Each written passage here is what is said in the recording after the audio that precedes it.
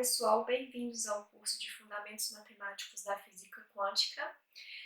Esse curso pretende apresentar para vocês tanto os fundamentos matemáticos, quanto a parte física, interpretação física e alguns exemplos de sistemas físicos que precisam desse formalismo para serem descritos, para o sistema quântico mais simples que existe, que apesar de sua simplicidade, já mostra várias características de sistemas quânticos que são bem diferentes de sistemas clássicos, que são bem interessantes, e o objetivo desse curso é a gente passar um pouquinho por todas essas coisas.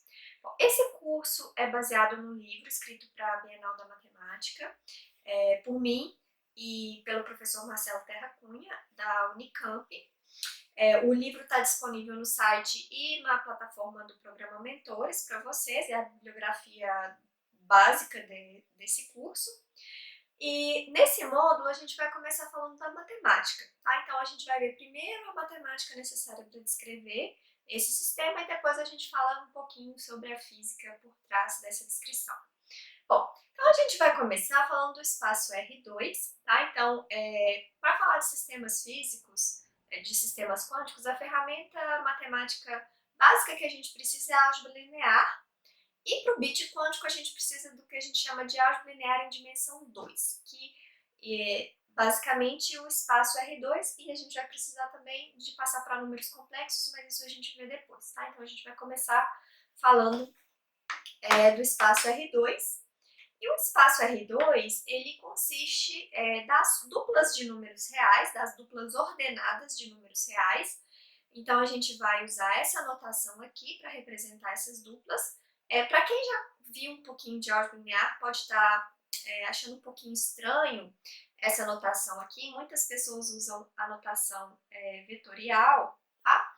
Essa notação aqui é chamada de notação de Dirac, é a notação que a gente usa em física quântica, e ela tem várias vantagens quando a gente precisa fazer conta com os objetos especiais que aparecem quando a gente descreve sistemas quânticos. É por isso que a gente vai usar essa notação um pouquinho diferente do usual, tá? Mas nada demais, tá? Bom, então, só para a gente ver um exemplo de como que a gente pode representar geometricamente os elementos do R2, vamos olhar para esse elemento aqui, o 4, 2, tá? Então, x igual a 4, y igual a 2. E a gente vai representar esse elemento de R2 no plano cartesiano, utilizando uma setinha que liga a origem do plano cartesiano ao ponto que tem coordenadas 4 e 2. Bom, então, nesse exemplo, a gente vai usar aqui o plano cartesiano. Então, tem dois eixos perpendiculares. Esse aqui é o eixo x, tá? Então, aqui eu represento o valor de x e aqui eu represento o valor de y. E eu vou fazer o seguinte, para representar o elemento 4, 2, eu vou, a partir da origem, que é esse ponto aqui que tem coordenada x igual a 0 e coordenada y igual a 0, eu vou andar 4 casinhas para a direita, se o x for positivo, para a esquerda se o x for negativo, mas como aqui é positivo, eu ando 4 casas para a direita, e vou andar 2 casinhas aqui para cima porque o y é positivo, e assim eu vou marcar o ponto que tem coordenadas 4 e 2, né, que corresponde aqui a x igual a 4 e y igual a 2, e vou fazer uma setinha ligando a origem a esse ponto 4, 2, essa setinha que representa o vetor 4, 2, esse elemento do espaço R2. Tá? E assim a gente vai representar todos os outros elementos do R2. Então a gente pode identificar o R2 com o plano. Tá? Cada elemento corresponde a um vetor que liga a origem a esse ponto aqui. Ok, então nesse espaço, né, dentro do R2, a gente vai definir algumas operações, e as duas mais importantes são a soma e a multiplicação por escalar. Então a gente vai definir a soma de dois elementos de R2 como sendo a soma das coordenadas correspondentes. Então eu vou somar as duas coordenadas x e as duas coordenadas y. Tá? Então eu vou obter aqui um outro elemento de R2 fazendo essa operação. E o produto por escalar também vai ser definido de maneira semelhante. Então eu vou pegar um número real lambda, que eu estou chamando de escalar aqui, e vou multiplicar o lambda por um vetor, obtendo o vetor que corresponde a multiplicar lambda por cada coordenada. Então, lambda vezes u é a mesma coisa que lambda x1 mais lambda y1. Tá? Então, a soma pode ser representada geometricamente, e para a gente ver isso, se esse vetor aqui, cor de rosa, deixa eu escrever da mesma cor.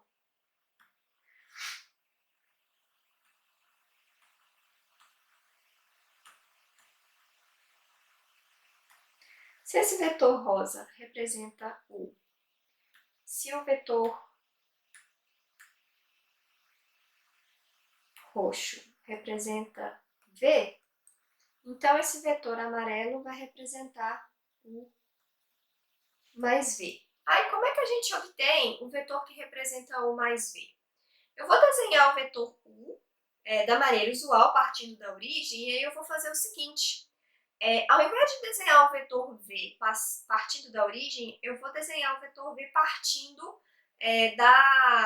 do final do vetor U. E aí o vetor que liga a origem ao final do vetor V é o vetor U mais V. Tá? A gente vai ver uns exemplos daqui a pouco.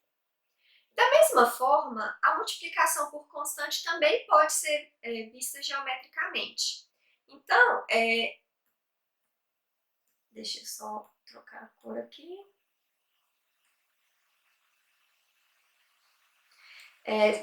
Se esse vetor azul aqui é U, aqui eu estou representando 2 vezes U e aqui 4 vezes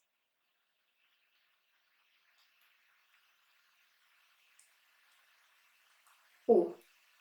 E aí, o que a gente obtém é uma setinha que tem lambda vezes o tamanho da setinha original e o mesmo sentido se essa constante é positiva. Então, a gente vê aqui que o vetor 2u tem o dobro do comprimento do tamanho u, a mesma direção, o mesmo sentido. E o vetor 4u tem 4 vezes o tamanho do vetor u, mesma direção, mesmo sentido. Agora, por outro lado, esse vetor aqui é menos u. Tá? Então, agora ele foi multiplicado por menos 1. Então, ele tem o mesmo tamanho, a mesma direção, mas ele tem o sentido oposto. Esse outro vetor verde é menos 2 vezes U. E esse vetor cor-de-rosa é menos 4 vezes U. Então, o módulo da constante que multiplica o vetor me fala quanto eu estiquei ou encolhi esse vetor. E o sinal me fala se eu vou manter o sentido ou se eu vou inverter o sentido desse vetor. Vamos agora ver alguns exemplos. Bom, então, vamos tomar U igual a 1, 2 e V igual a 3 menos 1. Então, a gente pode fazer a continha de U mais V. Isso vai dar para a gente 4. Deixa eu fazer aqui aos pouquinhos. Então, é 1 mais 3. Eu vou somar as duas coordenadas x. E 2 menos 1. Somando as duas coordenadas y, eu vou obter o vetor 4, 1. Bom, então vamos ver o que a gente obtém quando a gente olha para a representação geométrica dessa soma. Tá? Então, vamos primeiro desenhar o vetor U, o vetor V e depois a soma dos dois. Bom, então o vetor U, eu vou andar uma casinha no eixo X, 2 casinhas no eixo Y, então eu vou marcar esse pontinho aqui. E o vetor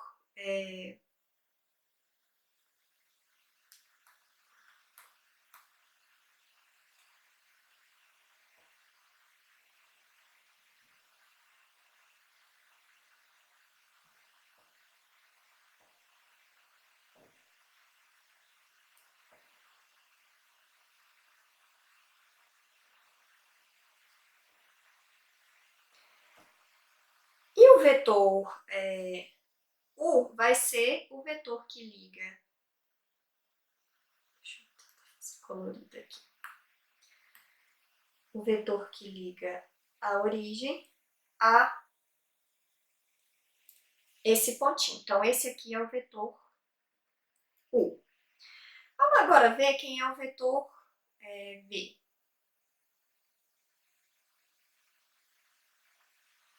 Então, o vetor V, eu vou andar 3 casinhas para a direita para marcar o X e menos uma casinha,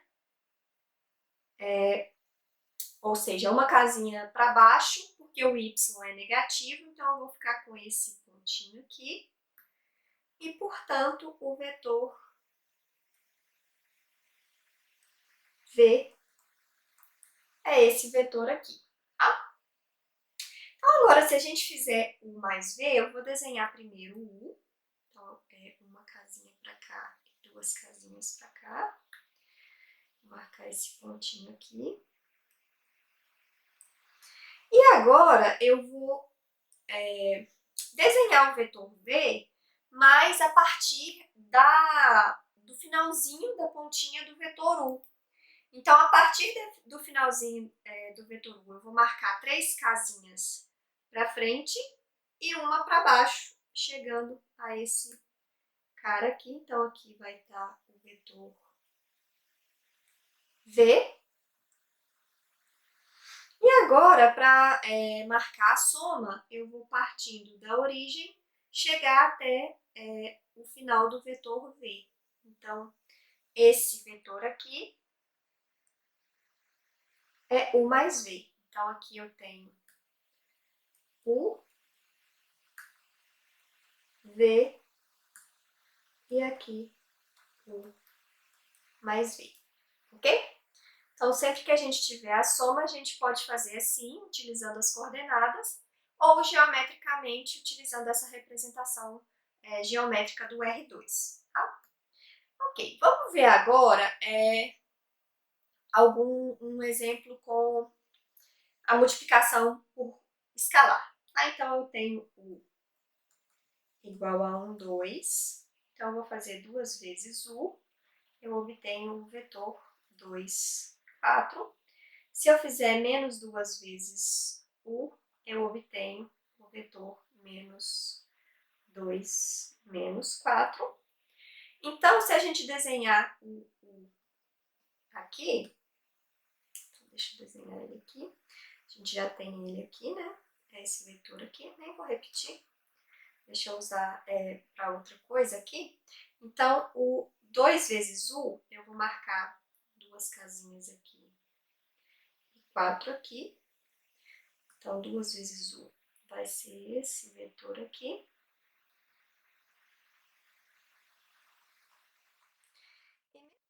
Vamos agora desenhar o vetor menos 2U. Então, a gente sabe que menos 2U é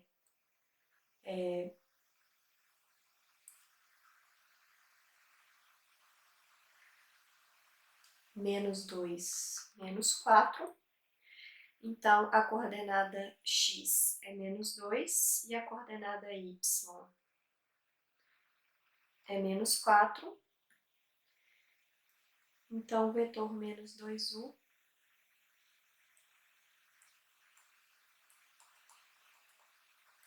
é esse vetor aqui. A gente vê que ele tem a mesma direção do vetor u, sentido oposto, porque a constante que multiplica é negativa, e 2 vezes o tamanho, porque eu estou multiplicando aqui por uma constante que tem módulo 2. Tá? Vamos agora fazer o vetor meio u. Ele vai ter coordenada x igual a meio e coordenada y igual a 1, né? A gente sabe que meio u é meio e 1, tá? Então tem coordenada x igual a meio, coordenada y igual a 1. Então vai corresponder a esse pontinho aqui. E, portanto, o vetor meio u é esse vetor aqui. E a gente vê que ele tem a mesma direção do vetor u, o mesmo sentido porque a constante é positiva, mas vai ter metade do tamanho porque a gente está multiplicando aqui por